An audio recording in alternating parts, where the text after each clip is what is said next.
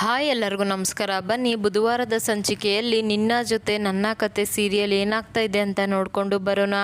ಈ ಕಡೆ ಅಜಿತ್ ಅಶ್ವಿನಿ ಬಗ್ಗೆ ಯೋಚನೆ ಮಾಡ್ತಾ ಇರಬೇಕಾದ್ರೆ ಸತ್ಯಣ್ಣ ಅಶ್ವಿನಿ ಯಾರು ಅಂತ ಗೊತ್ತಾದರೆ ಈಸಿಯಾಗಿ ಮನೆಯಿಂದ ಆಚೆ ಹಾಕ್ಬೋದು.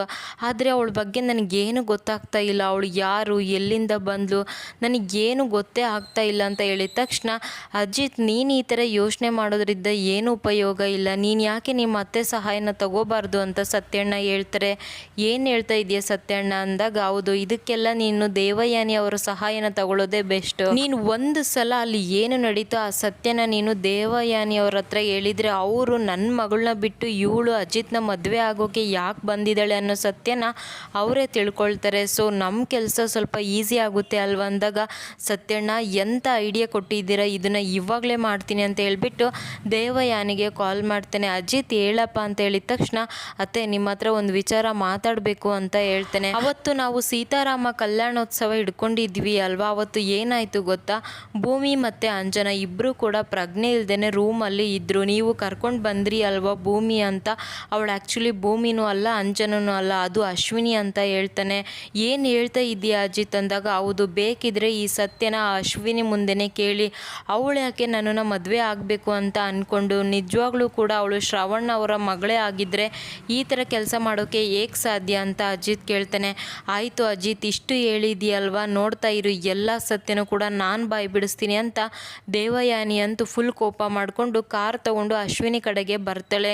ಇನ್ನು ಅಶ್ವಿನಿ ಕೂಡ ರೋಡಲ್ಲಿ ಬರ್ತಾ ಇರಬೇಕಾದ್ರೆ ದೇವಯಾನಿ ಅಶ್ವಿನಿ ಇಬ್ಬರು ಕೂಡ ಮೀಟ್ ಆಗ್ತಾರೆ. ಅವಾಗ ದೇವಯಾನಿ ಕೋಪ ಮಾಡಿಕೊಂಡು ನಿಜ ಹೇಳು, ನೀನು ಯಾಕೆ ಅಜಿತ್ನ ಮದುವೆ ಆಗೋಕ್ಕೆ ಹೊರಟಿದ್ದೆ ಅಂತ ಕೇಳಿದ ತಕ್ಷಣ ಅಶ್ವಿನಿಗಂತೂ ಫುಲ್ ಶಾಕ್ ಆಗುತ್ತೆ.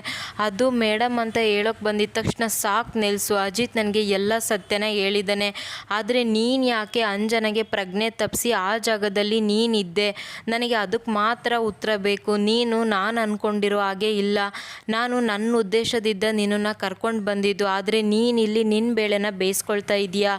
ನೀನೇನಾದರೂ ನನ್ನ ದಾರಿಗೆ ಅಡ್ಡ ಬಂದರೆ ಈ ದೇವಯಾನಿ ಏನು ಅಂತ ನೀನು ಇನ್ನೂ ನೋಡಿಲ್ಲ, ನನ್ನ ನಿಜ ರೂಪನ ತೋರಿಸ್ಬೇಕಾಗುತ್ತೆ ಅಂತ ಹೇಳಿದ ತಕ್ಷಣ ಈ ಕಡೆ ಅಶ್ವಿನಿ ಅಂತೂ ಫುಲ್ ಸ್ಮೈಲ್ ಕೊಡ್ತಾಳೆ.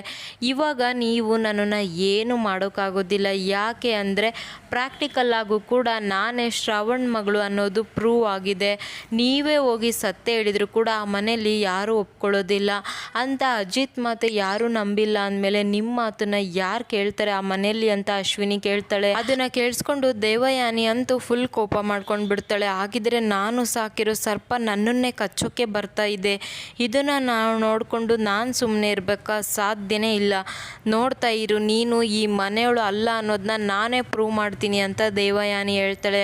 ಹಾಗಿದ್ರೆ ನಿಜವಾಗ್ಲೂ ಅಶ್ವಿನಿ ಯಾರು, ಯಾವ ಉದ್ದೇಶದಿಂದ ಈ ಮನೆಗೆ ಬಂದಿದ್ದಾಳೆ, ಅಥವಾ ಈ ಮನೆಗೆ ಬಂದ ಮೇಲೆ ಅಜಿತ್ ಆಸ್ತಿಗೋಸ್ಕರ ಅಜಿತ್ನ ಮದುವೆ ಆಗೋಕೆ ಹೊರಟಿದ್ದಾಳ ಅನ್ನೋದನ್ನ ದೇವಯಾನಿನೇ ಕಂಡುಹಿಡಿಬೇಕು. ಯಾಕೆಂದರೆ ಇವಾಗ ದೇವಯಾನಿ ದಾರಿಗೆ ಅಡ್ಡ ಆಗಿರೋದೇ ಅಶ್ವಿನಿ.